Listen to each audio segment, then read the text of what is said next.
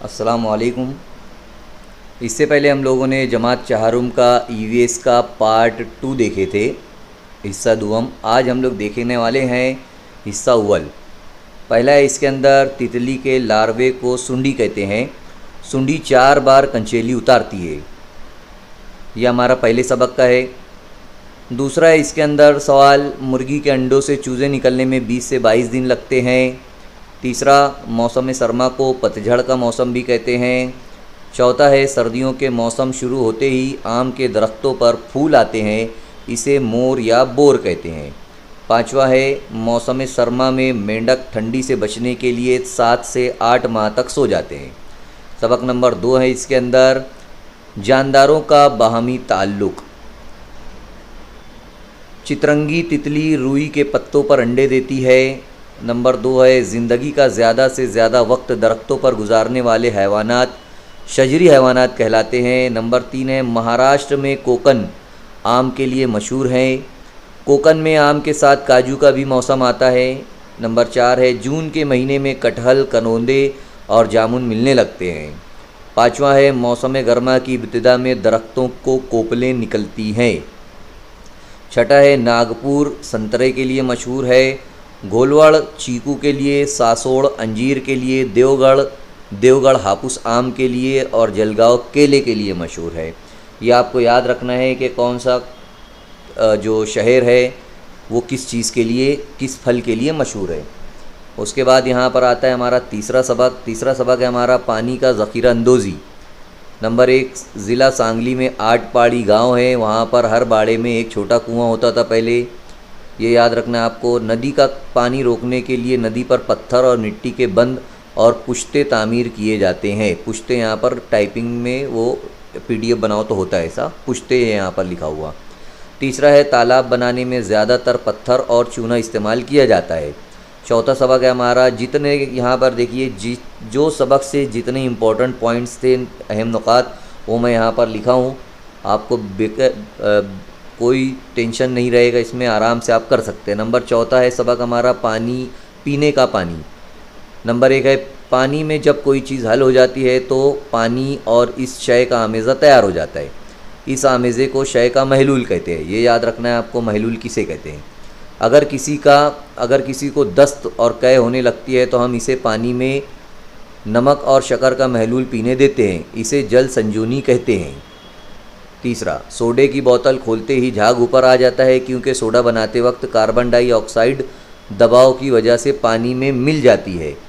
जब बोतल का ढक्कन खोलते हैं तब दबाव कम हो जाता है और गैस ऊपर आ जाती है, यानी कार्बन डाइऑक्साइड गैस ऊपर आ जाती है, इसलिए भी जो तो पानी ऊपर आता है। चौथा है, जिस पानी के पीने से हमारी सेहत को किसी किस्म का ख़तरा ना हो, ऐसे पानी को बेज़रर पानी कहते हैं। पाँचवा, खुर्दबीनी किसे कहते हैं। बेहद छोटी जसामत जो सादा आँख या अदसे के ज़रिए नज़र ना आए, वो खुर्दबीनी कहलाता है। अब खुर्दबीनी जानदार किसे कहते हैं। जो जसामत में बेहद छोटे जानदार होते हैं वो खुर्दबीनी जानदार कहलाते हैं। सातवां है, खुर्दबीन किसे कहते हैं। तजुर्बा गाहों में खुर्दबीन अशिया को देखने के लिए इस्तेमाल होने वाला आला खुर्दबीन कहलाता है, यानी बिल्कुल बारीक चीज़ों को देखने के लिए जो आला इस्तेमाल होता है वो खुर्दबीन कहलाता है। आठवां है यहाँ पर, बारिश के मौसम में अक्सर पेचिस या गैस्ट्रो जैसी बीमारियां हो जाती हैं। कौन सी बीमारियां होती है बारिश के मौसम में, ये यहाँ पर पेचिस और गैस्ट्रो दिया हुआ है। अब उसके बाद है पांचवा सबक हमारा, वो है घर घर पानी। शुमाली भारत में हमारे मुल्क की राजधानी दिल्ली जमुना नदी के किनारे आबाद है। यह आपको याद रखना है। बिहार में गंगा नदी के किनारे पटना और महाराष्ट्र में गोदावरी नदी के किनारे नासिक शहर आबाद है। यानी दिल्ली जो है जमुना नदी के किनारे, पटना गंगा नदी के किनारे और नासिक गोदावरी नदी के किनारे। छठा सबक है हमारा, ग़िज़ा में तनव्वुं। ज़्यादा बारिश वाले इलाकों में चावल, नारियल, नाशनी, रागी जिसे कहते हैं, वरई जैसी फसलें उगाई जाती हैं। औसत बारिश वाले इलाके में गेहूँ, तुअर दाल, सोयाबीन वगैरह। कम बारिश वाले इलाकों में जवार, बाजरा और मटकी। ये आपको याद रखना है। उसके बाद चौथा सवाल छठे सबक के अंदर, महाराष्ट्र की सतह मुर्तफ़ा के इलाके में जवार बड़े पैमाने पर पैदा होती है। पाँचवा, कोकन या साहिली इलाकों में चावल, नारियल और खोपरे का तेल इस्तेमाल बड़े पैमाने पर होता है। छठा, वस्ती महाराष्ट्र में ज्वार, बाजरा, मूंगफली, सोयाबीन और राई का इस्तेमाल ज़्यादा किया जाता है। सातवां सबक है हमारा खुराक में ग़िज़ाइयत। ज़बान पर छोटे छोटे उभार नज़र आते हैं, इन्हें ज़ायक कलियाँ कहते हैं। ये इंपॉर्टेंट है, ये आ चुका है इससे पहले।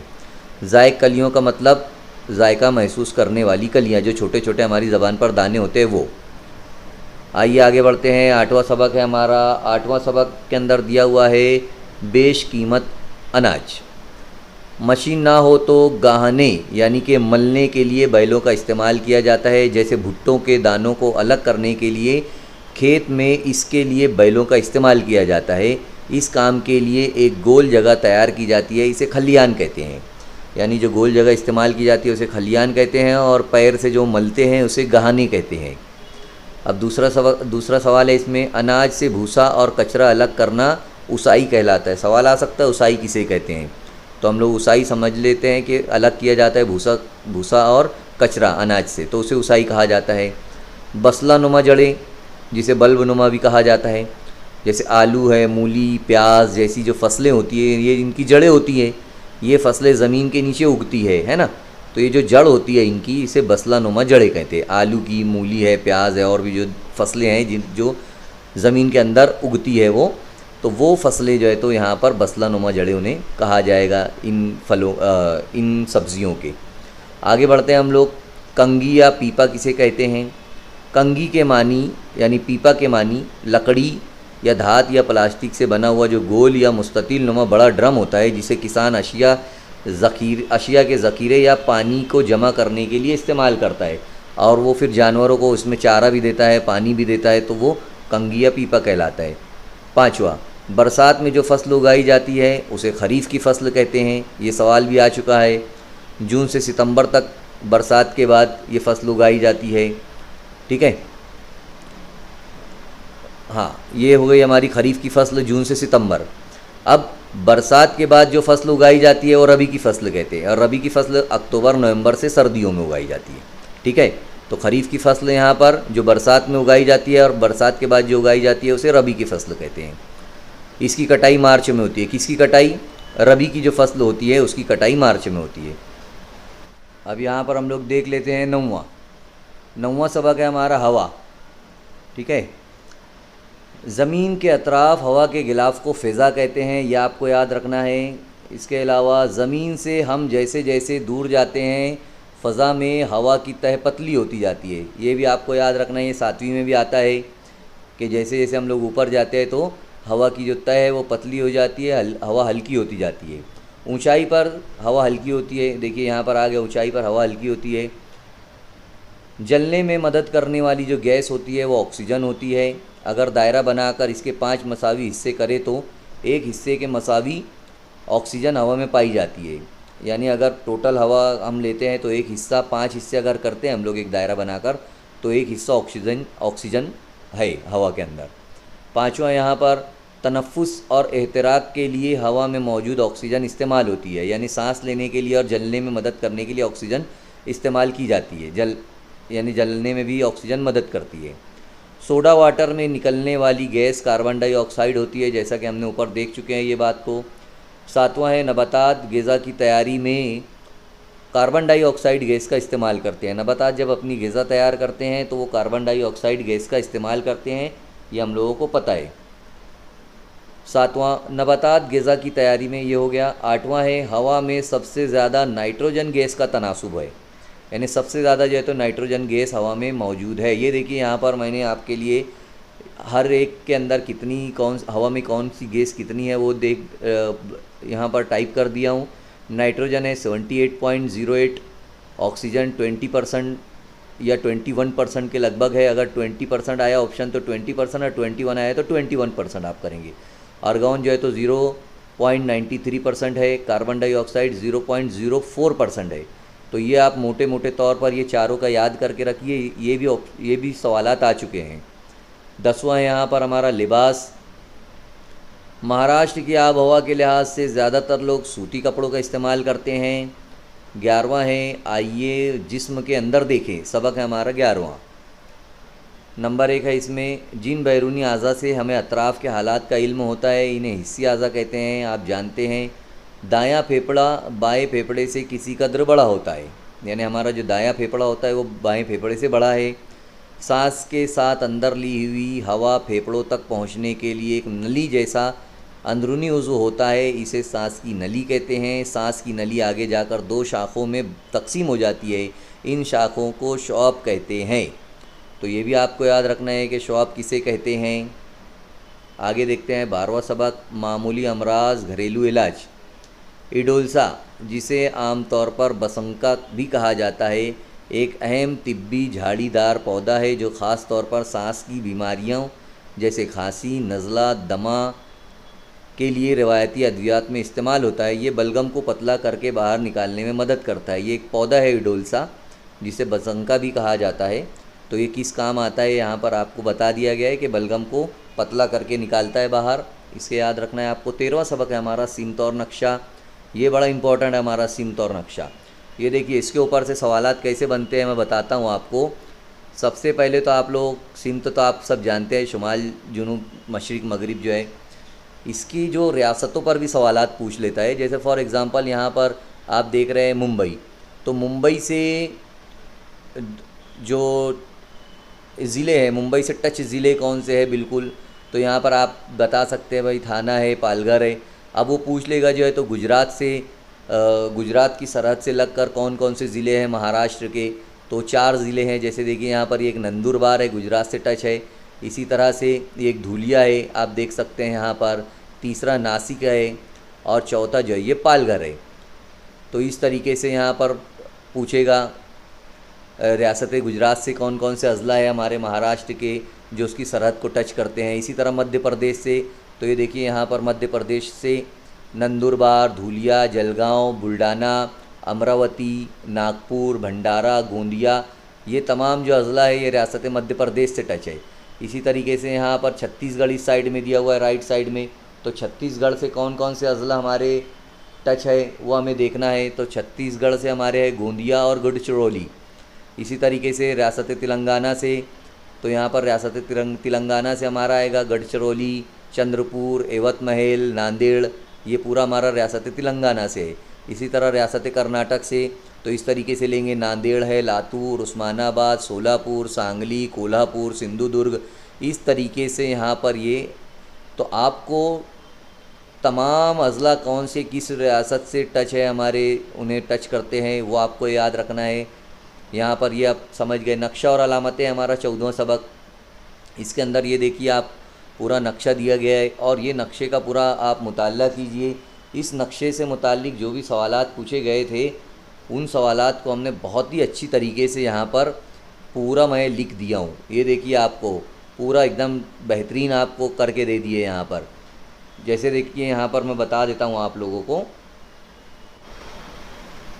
ये देखिए यहाँ पर जैसे महाराष्ट्र में गारें, तो महाराष्ट्र में गारे कौन कौन से ज़िलों में है या कौन कौन सी जगह पर है, तो वो या नाम उनके क्या है वो डाल दिए हैं हम लोग यहाँ पर। नासिक, एलोरा, नासिक में है, एलोरा में है, दौलताबाद में, अजंता में, उदगीर, कारला, भाजे, पाले, पुलर, ये यहाँ पर ये तमाम चीज़ें नक्शे में दी गई है ना। तो मैं पूरा यहाँ पर लिख दिया हूँ कि कहाँ कहाँ पर जो है। तो ये देखिए यहाँ पर पूरा गार दिया गया है। जैसे यहाँ पर जो जो सिंबल है वो आपको यहाँ से आराम से मिल जाएगा। देखिए अजंता है, दौलताबाद है, उदगीर है, देखिए नासिक के अंदर भी यहाँ पर दिया गया है। तो ये मैं यहाँ पर आपको टाइप करके दे दिया हूँ। इसी तरह महाराष्ट्र में किले, अब विराटगढ़ का किला है जो गढ़चिरौली में है, गाविलगढ़ है, अकोला में है, आकोट, कंधार, उदगीर, नलदुर्ग, ऊसा, भामेर, गालना, शिवनेरी, ये देखिए यहाँ पर नक्शे में दे दिया गया है। किले पूरा आपको बता दिया गया है। किले यहाँ पर ये देखिए किले के लिए सिंबल दिया गया है। तो देखिए यहाँ पर ये उदगीर का किला है। इसी तरीके से देखिए यहाँ पर पूना के पास सिंहगढ़, तोरना, रायगढ़, तमाम किले। देखिए यहाँ पर येवला के पास एक किला है, ये गालना का किला है मालेगांव के करीब, भामेर है ललिंग के पास। तो ऐसे बहुत सारे यहाँ पर इंफॉर्मेशन आपको दे दी गई है महाराष्ट्र में। किले भी आपको आराम से समझ में आ जाएंगे कौन कौन से किले, ये याद कर लो। साहिली इलाकों पर वाक़ किले कौन से हैं, तो अलीबाग में है, जंजीरा है, जयगढ़ है, विजयदुर्ग है, सिंधुदुर्ग है। ये देखिए यहाँ पर ये पूरा दे दिया गया आपको। विजय दुर्ग देखिए यहाँ पर किला दिया गया है, ये जयगढ़ किला दे दिया गया है, ये देखिए जंजीरा किला दे दिया, ये देखिए अलीबाग में है यहाँ पर। तो ये तमाम साहिली इलाके के किले हैं, ये आपको याद रखना है। इसी तरीके से यहाँ पर गर्म पानी के चश्मे और उन ज़िलों के नाम। तो गर्म पानी के चश्मे कहाँ कहाँ पर है, ये देखिए यहाँ पर इनकेश्वर में है, नांदेड़ में है इनकेश्वर। इसी तरह कापेश्वर कहाँ पर है, कापेश्वर भी नांदेड़ में है। यहाँ पर गर्म पानी के चश्मे है, ये आपको जोड़ियों में पूछा जा सकता है। उनबदेव, उनबदेव जो है जलगांव में है। वज्रेश्वरी ये पालघर में है। सौ जो है वो रायगढ़ में है। उन्होरे जो है तो रायगढ़ में है। तो ये गर्म पानी के चश्मे हैं, आप इन्हें भी गर्म पानी के चश्मों को भी सिंबल के ज़रिए यहाँ पर बताया गया है। देखिए गर्म पानी के चश्मे नीले कलर से, ये देखिए यहाँ पर उन्होरे, ये देखिए यहाँ पर सो, ये देखिए वज्रेश्वरी। तो ऐसे यहाँ पर ये देखिए कापेश्वर और इनकेश्वर ये यहाँ पर दिया गया है राइट साइड में ऊपर। तो ये भी सवालात के जवाब आपको यहाँ करवा दिए गए हैं। इसी तरह जिन ज़िलों में गारे हैं, जैसे नासिक में है, संभाजीनगर, औरंगाबाद में, जालना में, रायगढ़ में, मुंबई में, तो गारों का भी यहाँ पर नक्शे में दिया गया है। जिन ज़िलों में बंदरगाहें हैं, मुंबई में है, रायगढ़ मुंबई में है, रायगढ़ में है एक जिसका नाम है रेवदंडा, पालघर में है वो है धानु और तारापुर, रत्नागिरी में रत्नागिरी पोर्ट है, जयगढ़ में सिंधुदुर्ग है, विजयदुर्ग में देवगढ़ है, रेडी पोर्ट है और मालवन है। यानी मुंबई में एक पोर्ट है जिसका नाम मुंबई है, रायगढ़ में जो पोर्ट है यानी बंदरगाह है वो रेवदंडा है, पालघर में जो बंदरगाह है उसका नाम धानु और तारापुर है, रत्नागिरी में जो है उसका नाम रत्नागिरी है, जयगढ़ में जो है वो सिंधुदुर्ग है, विजयदुर्ग में देवगढ़ है, रेडी पोर्ट है और मालवन है। तो यहाँ पर तमाम अजला के अंदर जिन अजला में बंदरगाह है वो तमाम इन्फॉर्मेशन आपके सामने है, ये भी आप याद कर सकते हैं, ये भी जोड़ियों में आ सकता है। फिर महाराष्ट्र के बारे में दिया गया है, इसके नदी, घाट, दुर्राग, चोटी, ज़िले का सदर मुकाम, बंद, ये तमाम चीज़ें यहाँ पर दी गई है नक्शे के अंदर। तो हम इसी नक्शे के सवालात यहाँ पर देखेंगे कि हमारी रियासत में शुमालन जुनूबन सह्याद्री पहाड़ है। ये देखिए यहाँ पर सह्याद्री पहाड़, ये कोह सह्याद्री है। तो ये शुमालन जुनूबन है, ऊपर से नीचे तक यहाँ पर शुमाल और जुनूब में है। इसी तरह यहाँ पर कोह सह्याद्री के मगरिब में वाक़ इलाके को मगरिबी घाट कहते हैं। ये देखिए ये जो कोह सह्याद्री है इसका ये जो मगरिबी हिस्सा है ये मगरिबी घाट कहलाता है। इसी तरह यहाँ पर सवाल है, ये हिस्सा बहर अरब से जुड़ा हुआ है, तो इस तरफ जो समंदर है वो बहर अरब है, तो बहर अरब से जुड़ा हुआ है। इसके अलावा हमारी रियासत के शुमाल में सतपुड़ा पहाड़ी सिलसिला है। ये देखिए सतपुड़ा पहाड़ी सिलसिला ये सतपुड़ा पहाड़ी सिलसिला है। इसके अंदर एक तोरन मॉल करके है, तोरन माल एक पहाड़। तो उसके बारे में मैं यहाँ पर बता दिया हूँ कि अगर सवाल आता है कि हमारी रियासत में कौन सा हमारी रियासत के शुमाल में कौन सा पहाड़ी सिलसिला है, तो जवाब आएगा पहाड़ी सिलसिले का सतपुड़ा। लेकिन अगर ये पूछता है कि सतपुड़ा पहाड़ी के अंदर कौन सा पहाड़ है शुमाल के अंदर, तो वो तुरन माल आएगा। ये आपको याद रखना है। 2 सवाल यहाँ पर बनते हैं, दोनों का जवाब आप समझ सकते हैं कि अगर पहाड़ी सिलसिला पूछा तो सतपुड़ा, और अगर उसके अंदर कोई पहाड़ पूछा शुमाल में तो वो तुरन माल आएगा। इसी तरह यहाँ पर 5वां है, हमारी रियासत में मशरिक़ से मगरिब की जानिब कौन सी नदी बहती है, तो नर्मदा नदी भी बहती है और ताप्ती नदी भी बहती है। ये देखिए यहाँ पर ऊपर, ये यहाँ पर ऊपर नर्मदा नदी, ये ताप्ती नदी जा रही है और ये ऊपर एक नर्मदा नदी है। तो दोनों नदियाँ जो है तो हमारे वो बहती है कहाँ से, यहाँ से बहती है, ये मशरिक़ से मगरिब की जानिब बहती है। इससे पहले भी सवाल आ चुका है, दोनों पेपर में आया था, मार्च डेट में पेपर फर्स्ट में भी आया था और पेपर सेकंड में भी आया है पिछले साल। उसके बाद 6ठा सवाल, गोदावरी और कृष्णा नदी शुमाल मगरिब से जुनूब मशरिक़ की सिमत में बहती है। यानी शुमाल मगरिब से जुनूब मशरिक़ की सिमत कौन सी 2 दरिया बहती है, वो गोदावरी और कृष्णा नदी है। ये देखिए यहाँ पर एक है हमारी गोदावरी नदी, ये देखिए यहाँ पर ये गोदावरी नदी है। ये देखिए यहाँ पर शुमाल का हिस्सा है मगरिब का, यहाँ से बह रही है तो इस तरफ मशरिक़ की तरफ जा रही है और जुनूब की तरफ जा रही है। इसी तरह एक दूसरी नदी है कृष्णा नदी, तो कृष्णा नदी भी ठीक इसी तरीके से जो है तो शुमाल से यानी शुमाल मगरिब से बहती है और जुनूब मशरिक़ की तरफ कृष्णा नदी भी बहती है। अब यहाँ पर हम लोग देख रहे थे 7वां सवाल हमारा कि सह्याद्री पहाड़ से निकलकर बहर अरब में गिरने वाले 2 दरिया या नदी, तो वो है मांडवी, काजली, सावित्री नदी, वैशिष्ठी नदी वगैरह। यहाँ पर ये नक्शे में दिया गया है ये तमाम चीज़ें, इधर इस साइड में, वो आप वहाँ से भी देख सकते हैं कौन कौन सी नदियाँ जो है तो बहर अरब में जा रही है सह्याद्री से निकलकर। अब यहाँ पर आगे देखते हैं हम लोग कोह सह्याद्री पहाड़ी से निकलकर मशरिक़ की जानिब फैला हुआ महादेव पहाड़ी इलाका मैं आपको यहाँ पर बता दिया। ये देखिए यहाँ पर महादेव पहाड़ी इलाका है, मशरिक़ से निकलकर ये सह्याद्री से यहाँ पर फैला हुआ है। इसी तरीके से यहाँ पर सह्याद्री पहाड़ी से निकलकर हो गया महाराष्ट्र में बंद। कौन कौन से डैम है यहाँ पर महाराष्ट्र में, तो एक है जायकवाड़ी। इसी तरह ये जायकवाड़ी डैम जो है वो गोदावरी पर है। भंडारदरा जो है विल्सन डैम भी कहा जाता है इसे, ये परवरा नदी पर है।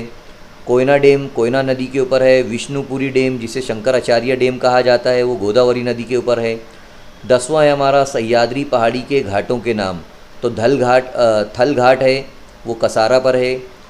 भौर घाट ये खंडाला में है। अंबोली घाट सावंतवाड़ी यानी कि सिंधुदुर्ग। नाने घाट वो पूना डिस्ट्रिक्ट में है। इसी तरीके से यहाँ पर है 11वां हमारा तबई बनावट के लिहाज से महाराष्ट्र के 3 हिस्से हैं, एक साहिली इलाका, दूसरा पहाड़ी इलाका और तीसरा सतह मुर्तफ़ा का इलाका। गोदावरी नदी महाराष्ट्र की सबसे लंबी नदी है। महाराष्ट्र के शुमाल में सतपुड़ा का पहाड़ है, वो आपने देख लिए। उसमें एक अस्तंबा चोटी है, वो सबसे ऊंची चोटी है सतपुड़ा पहाड़ की। इसी तरीके से सह्याद्री पहाड़ को मगरबी घाट भी कहते हैं। इस पहाड़ में कलसुबाई महाराष्ट्र की सबसे ऊंची चोटी है, इस बात को याद रखिए। सतपुड़ा पहाड़ के अंदर अस्तंबा चोटी है, वो सतपुड़ा पहाड़ की सबसे बड़ी चोटी है।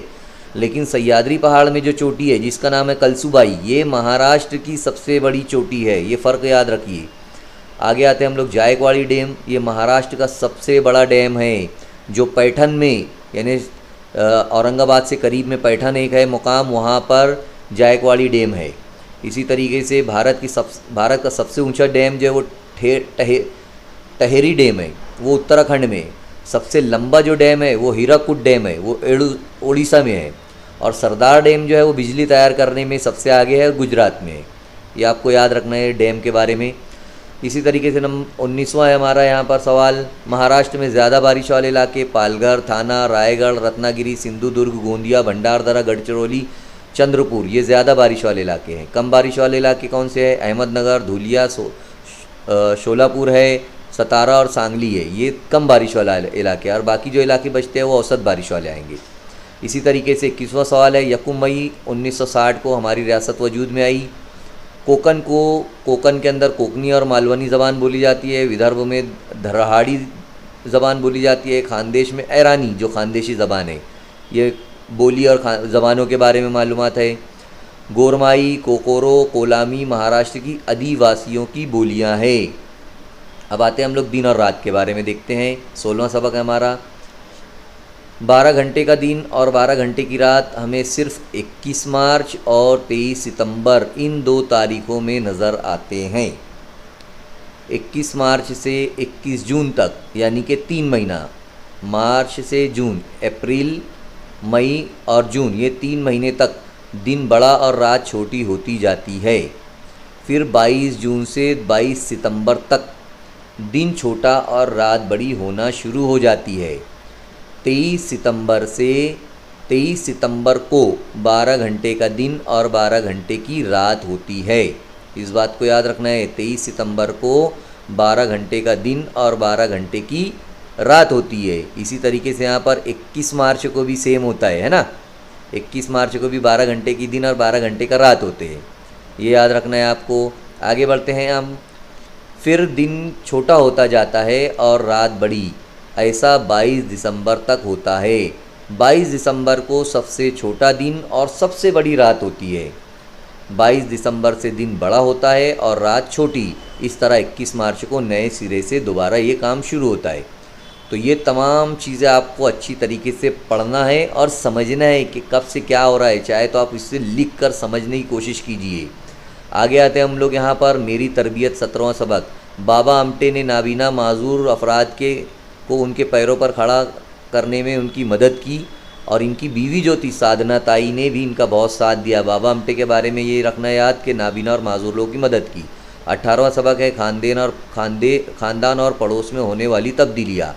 आतिशी सारस अक्टूबर से मार्च तक महाराष्ट्र की तरफ आते हैं, ये बात याद रखना है। मेरा मसरत बख्श। स्कूल में आपको 19वें सबक में कुछ नहीं मिला, 20वें सबक में भी कोई इम्पोर्टेंट चीज़ें नहीं है। 20वें सबक में हमारे यहाँ पर सुधा चंद्रन भारतनाट्यम की माहिर रक्कासा है। रविंद्र जैन नाबीना है लेकिन मौसीकार है, अच्छा मौसीकी बजाता है। शरद गायकवाड़ एक हाथ से माजूर है लेकिन वो तैराकी में बेहतरीन है, अच्छा है। 21वें सबक में हमने देखे इज्तिमाई ज़िंदगी के लिए नज़्म नस्क, इसके अंदर कोई इंपॉर्टेंट चीज़ नहीं मिली। 22वां सबक है हमारा आमदोरफ्त, इसके अंदर मिला हमारे को 150 साल पहले मादनी तेल की दरियाफ्त हुई। उसके बाद है हमारा 23वां सबक कुदरती आफात, इसके अंदर कोई इंपॉर्टेंट चीज़ नहीं मिली हमें। और 24वें सबक में हमें मिला क्या हम माहौल को ख़तरे में डाल रहे हैं। इस सबक में मिला है हमारा गुज़िश्ता 60 सालों में हमारे मुल्क की आबादी 3 गुना बढ़ी है। और उसके अंदर मिला हमें रहट, पानी निकालने के चक्कर को कहते हैं, और मूठ जो है वो पानी निकालने की थैली को कहा जाता है। तो इस तरीके से यहाँ पर मैंने बहुत ही कम वक्त में आपके सामने एक अच्छी तरीके से एक नोट्स बनाया हूँ, इसे आपको यहाँ पर समझा दिया। ज़्यादा से ज़्यादा आप लोग नक्शों पर गौर कीजिए, इसकी नदियाँ, इसके चोटी, इसके घाट, इसके ज़िले, इसके बंद, इनके पहाड़, इनके आसपास के जो अज़ला है वो कौन कौन से है, ये तमाम चीज़ें जो है तो महाटेट में इनके ऊपर से सवालात आते ही है। तो ये तमाम चीज़ें आपको यहाँ पर इम्पोर्टेंट याद रखना है। इसकी PDF भी मैं आपको जल्द से जल्द शेयर कर दूँगा इंशाल्लाह। आप इस वीडियो को ज़्यादा से ज़्यादा शेयर कीजिए, ज़्यादा से ज़्यादा देखिए, लाइक कीजिए, सब्सक्राइब कर दीजिए चैनल को, ताकि आगे आपको और भी इससे फ़ायदा मिले। तो उम्मीद करता हूँ कि आपको वीडियो अच्छा लगेगा, और इंशाल्लाह ये नोट्स आपने देख लिए तो कहीं पर भी जाने की ज़रूरत नहीं है, बिल्कुल आसानी से आप ये कर सकते हैं। ये 4th स्टैंडर्ड का था हमारा, दोनों हिस्से हो गए। इंशाल्लाह जल्द ही मैं आपके सामने जमात पंजुम का EVS लेकर हाजिर रहूँगा। उसके बाद 6th 7th भी हम लोग देखेंगे इंशाल्लाह। अल्लाह हाफिज़।